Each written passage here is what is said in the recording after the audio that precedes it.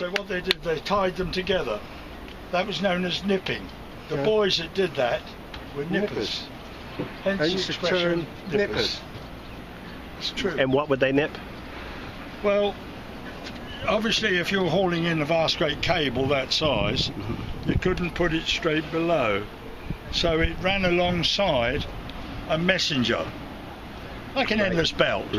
And where it was alongside, so it was tied together. And it was tied up there, and as it went down the cable locker here, so it was severed. So it was opened up, and the cable continued around the major capstan and the other capstan, with 240 men working the capstan bars. 240? Through 2 decks. Okay. The capstan went through 2 decks. Wow.